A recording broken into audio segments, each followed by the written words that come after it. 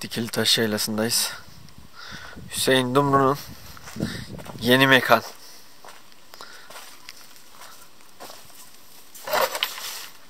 Yeni yayla evi.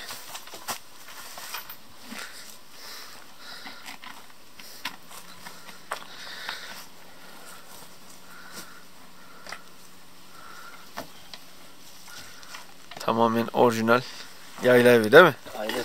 Sayın Yurt. Daha ne kadar orijinal olabilir? Sayın Dumru. Evi çek. Nasıl durumlar? Her şey güzel olacak. Her şey güzel olacak, evet. Ama reklamlardan sonra. Gördüğünüz gibi ev burası.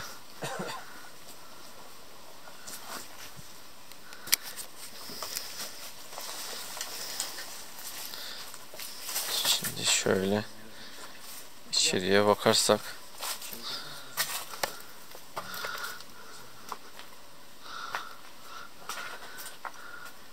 ocakbaşı,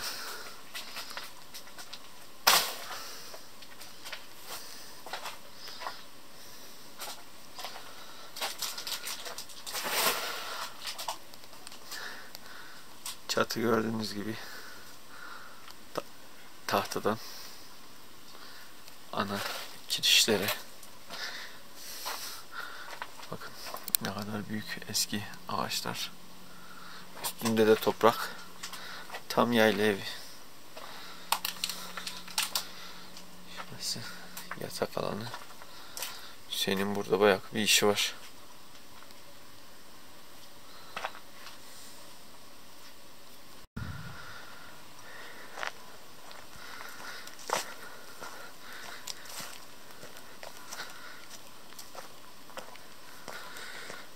Dikilitaş yaylamızda son demler, yapraklar. Gördüğünüz gibi yerlerde artık karı bekliyoruz yani. Daha önceden yağdığı gibi kısa metrajlı değil de yoğun bir şekilde Aralık'tayız. Gördüğünüz gibi çeşmelerden akan su ve hatırlar boş.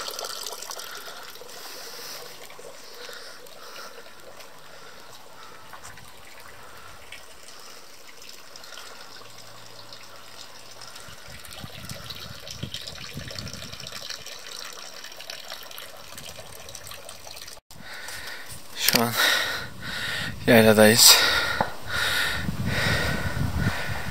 Yaylada birkaç avcı, bir çoban ve bir iki yayla göçeri harici kimse kalmamış. Zirveye çıkarken hoşladım.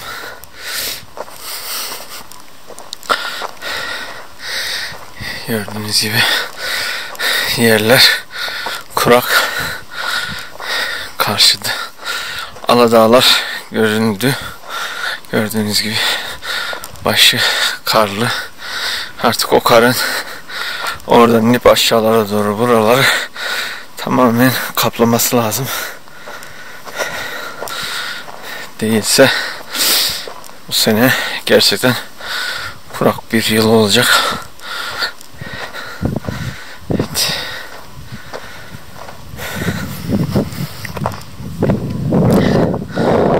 Şurası karşıdaki ormanlık alan, çevrilmiş alan.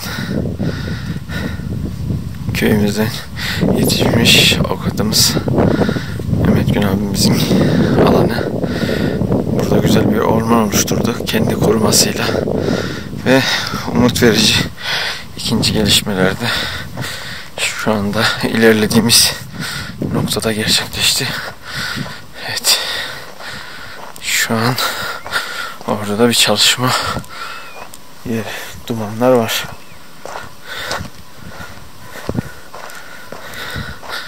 Evet, karavan var.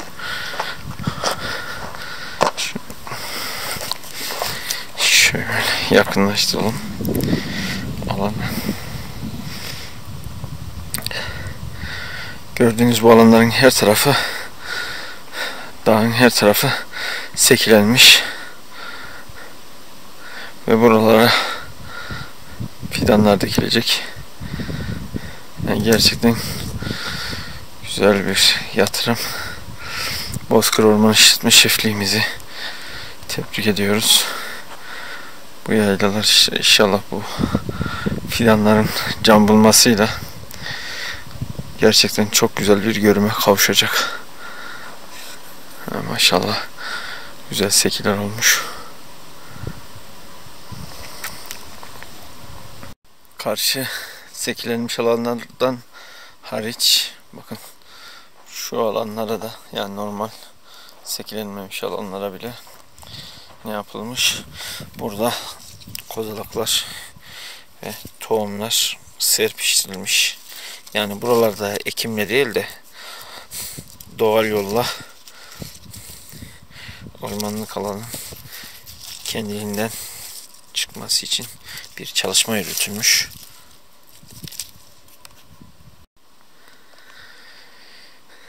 Dikim sahasındaki çalışmalar sadece dikip bırakmakla değil, şuradan yakına girersek, bilmiyorum ne kadar kamerada belli ama aşağıda şeyler var.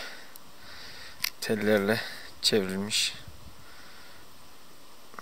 alanlar var. Yani bu komple ekim dikim alanını dikenli tellerle de çevirmişler. Tabi bu telleri koruyucu olan öncelikle bizleriz. Nasip olur da bu teller korunur ve bu alan, yani şu görsel güzelliğiyle bir orman haline gelirse bu hepimizin iyiliği için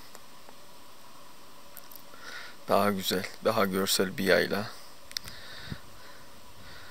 Tabi ağaç sayısı, çamlar burada çoğalırsa burada konaklayan kuşlar, börtü böcek ve doğal yaşam tamamen tekrar bu alana gelir. Değilse gördüğünüz gibi bomboş kurak bir alan. Helal olsun diyorum çalışmalarından dolayı Orman İşletme Şefliğimize. Evet, şu gördüğünüz ateş nedir biliyor musunuz? Çobanlarımızın özellikle kışın veya da soğuk havalarda diyeyim, üşüdüklerinde yaptıkları bir çözüm. Bu dikenli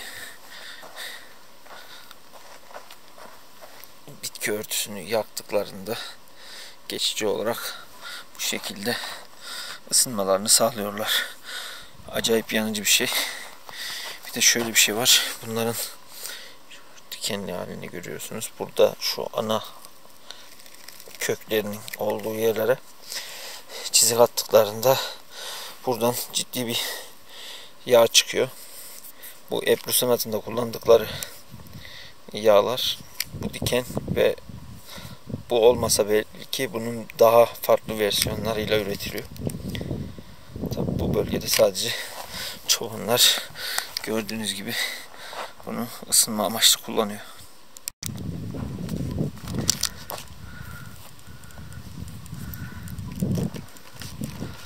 Evet, yaylada güzel bir gün. Dediğimiz gibi Aralık'tayız. Artık karın ciddi anlamda yağması lazım. Yani öyle böyle değil. Yoğun bir şekilde yağıp bu kurak toprakların kara ve yağışa, neme, suya doyması lazım. Güzel bir gün, güneşli. Tabii hafiften esinti var, yok değil. Esiyor ama güneş olduğu için de insanı üşütmüyor. Bayram abimiz, Çoban Bayram, 3 tekerlekli patlatıyla yaylaya doğru geliyor, obaya.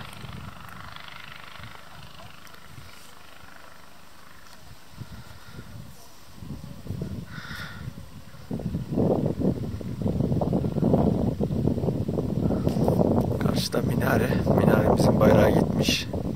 Muhtemel kuvvetli rüzgardan. Evet, şu gördüğünüz alan bir orman alanının, yani ekilen fidanların korunduktan sonra birkaç 10 yıl sonra böyle görünüme kavuşuyor. Gördüğünüz gibi.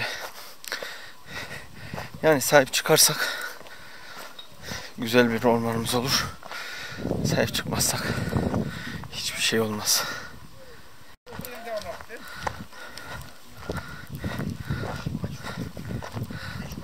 Hay kardeşim bak geldi ya. Gel bakayım bak. Neler var ya? Yaylanın müdaimi. Hatip abi. Hoş geldin. Eymen beni vuracağım oğlum. Bak yengeniz ne ayarladı size ya. Gelin bakayım. Oo. Gel yakın hoş geldin. Yaylada bakım iyi. Ben işte üstünü açayım diyorum. 4 sıra tuğlaya deneyin. Rabia ne yapıyorsun? Bak Yakup Merhaba abi geldi Yakup kızım. abi. Yaylanın en güzel zamanları Yakup'um. Pitiyi bastınız mı? Ya yayla fitiğini bastık vallahi sobada Ayşe yengen yaptı. Emin Bak ne oraya yapıyorsun? bakayım. Ne yapıyorsun? Bu da savaşçı bu. Baba asabiyiz ha. Skoparan olmuş. Hatip abiyle geçinebiliyor musun? Oo hattım. Yaylanın çiçeği bende gülüyün. Ay maşallah. Ha. Hattım olmazsa bu yaylanın tadı olmaz. Sonbahar kış günleri mi? Oo. Buna yayladan gitmeyeceğim ben. Gitmeyeceksin. Konya'da korona var. Bu da koronal bok işi yok. O da güzeldi bak. Ne yapayım? Hoş geldin.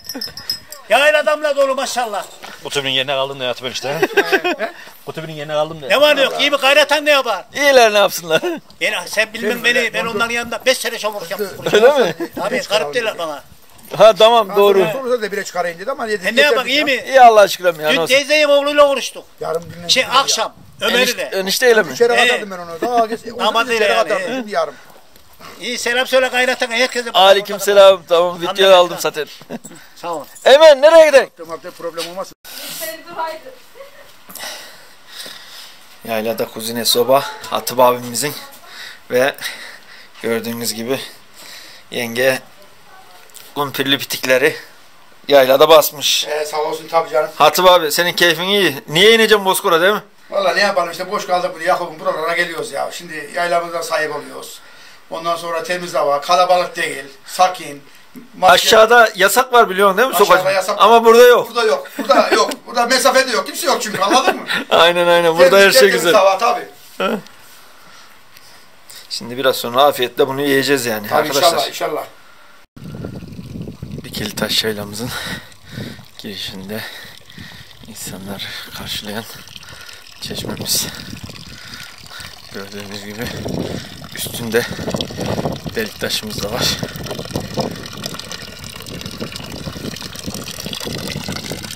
Su dediğimiz gibi az. Ama ayazın şiddetiyle gördüğünüz gibi hızlı.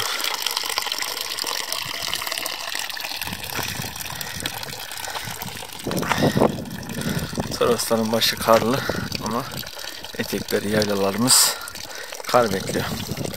Hafta içi muhtemel yağabilir. Meteorolojinin dediğine göre. İnşallah diyoruz tabi.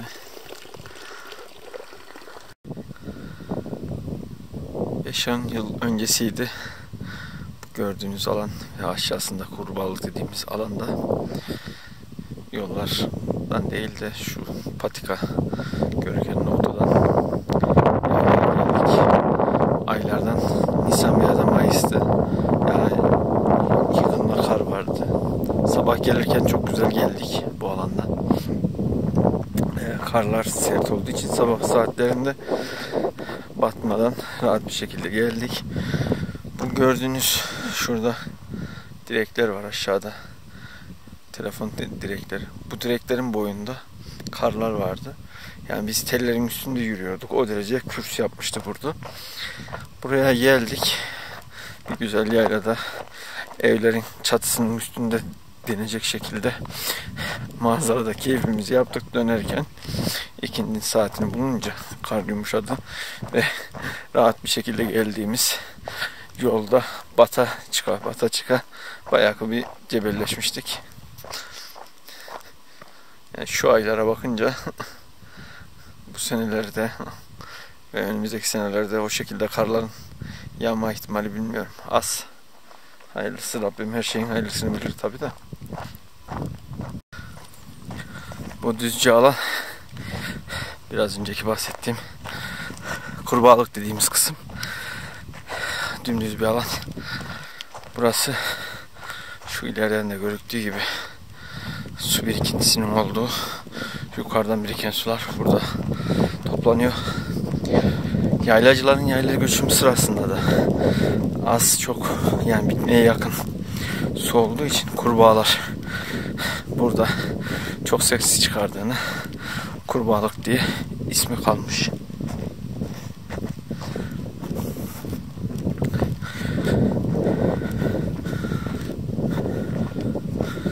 Burada gördüğünüz gibi bir çoban çeşmesi.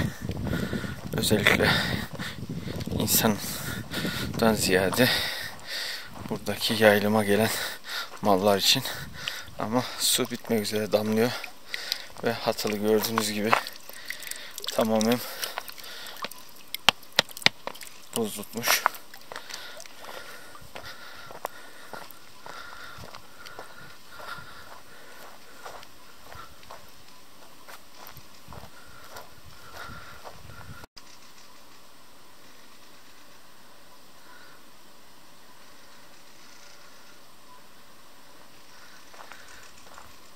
Ormanda uçuşan kuşlar. Doğa sakin, kimse yok. Bu yol, özellikle şurayı bakarsanız bu izler, burası bir yürüyüş yolu. Buradan Antalya tarafına, Manavgat tarafına doğru giden, eskiden kullanılan bir yolun çizimi. Bunu YouTube'da Yollar Delisi olarak geçen Mehmet Gültekin hocamızın yaptığı izler. Bu izleri Bozkır merkezden başlayarak takip ettiğinizde bu güzergahta güzel bir trekking rotası olarak sahile doğru eski ataların kullandığı yolları ziyaret edebilirsiniz. Daha fazla detaylı bilgi için tabi YouTube kanalına ziyaret ederseniz orada hocamızın aktivitelerini görebilirsiniz. Şu anda yayla sıcak, güzel, ama bakın Kuzan'daki hali resmen yerleri görüyorsunuz. Ayaz. Gram erime yok. Şu anda saat 2:30. Güneş gören yerlerde sıkıntı yok ama Kuzanlar buz gibi.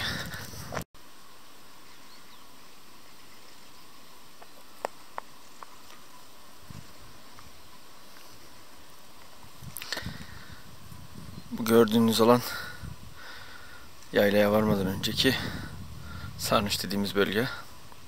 Şurada arıcılıkla yapan Muhtar Acemimizin alanı. Şu ileride kümbet gibi bir alan var. Şimdi oraya gideceğiz. Orada sarnıcımız var. Yaylaya çıkanların eskiden su ihtiyacını karşılayan bir yer.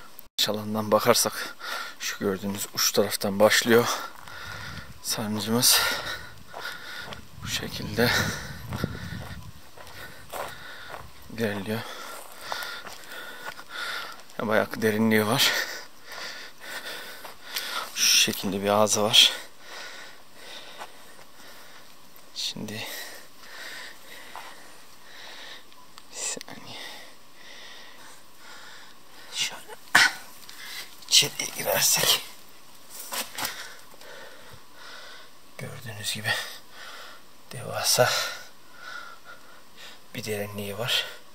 Tabanda su var. Bu gördüğünüz Sarnıç 2018 veya da 2019 yıllarında derneğimiz Bozder, kısa ismi Bozder, uzunca ismi Bozkır Tarih, Tabiat Araştırma, Koruma, Yaşatma, Kültür ve Eğitim Derneğimiz tarafından yapılan başvurular sonrası temizlenerek içerisi su ihtiyacı kullanılabilecek, özellikle insanlar kullanmasa da hayvanlar açısından kullanılabilecek hale getirildi. Yaylacılar dediğim gibi biraz önce de bu alandan yaylaya göçerken eskiden araba yolu yok. İnsanların kullandığı tek yol şu karşıki ağaçların, çamların, ardışların olduğu alandan gidiliyordu yaylaya. Buradan su ihtiyaçlarını hem kendi işime hem hayvanların ihtiyaçlarını karşılıyorlardı. Ve yukarısı yaylaydı yani. Bu alan ekim dikim içinde kullanılan bir bölgeymiş yani. Su oldu muydu? Tabii her şey oluyor. Ama şu an baktığınızda sadece muhtar hacı emmimiz arıları koyduğunda böyle küçük çaplı domatesidir, fasulyesidir, kendi yiyeceği kadar dikip büyütüyor arılarına bakarken. Onun harici kullanılan bir alanlar değil.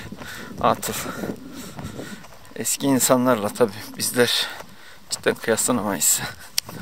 O insanlar tarıma dayalı ekonomi temelinde bir yaşam sürüyorlarmış. Bizlerin videolarda da duyduğumuz gibi hışıltı sesiyle çıktığımız, gittiğimiz yerlere onlar günlük hayatında ekip dikiyorlarmış devamlı olarak. Şimdiki nesil bizler toprağa küsmüşüz. Gerçekten küsmüşüz yani. Toprakla bir bağımız yok denecek kadar az. Hobi amaçlı yaparsak anca. O da hobi, merakla ilgili bir şey. Ticari olarak veya da geçim sağlamayla ilgili tarımsal faaliyetler maalesef yok. Bu gördüğünüz dağın başı dediğiniz alanlarda insanlar vaktiyle hayat sürmüş, geçimi için ürün yetiştirmiş ve eski her yörede vardır tabi. Bizim bu yörelerde de çok var. Hudut kavgaları, tantanalar çok fazla varmış. Evet. Şu alan bakın. Biraz önce dediğim gibi Mehmet hocamızın izleri bu şekilde uzunca bir uğraş sonucu yolu yaptı.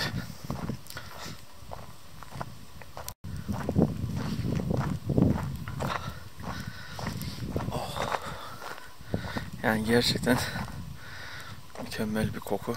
Şu gördüğünüz ardıç ağaçlarının kokusu. Karşıda çam ağaçları var.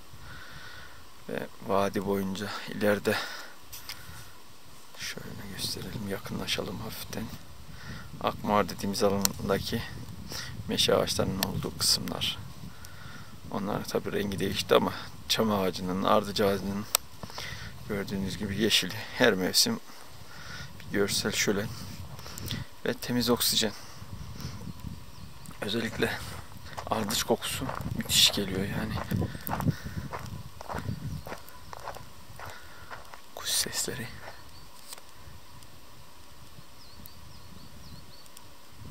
Ve sessizlik.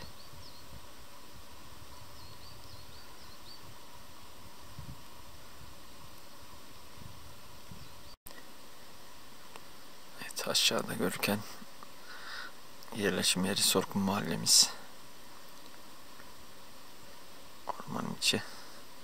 Şimdi tam ormanda gezmelik zaman da.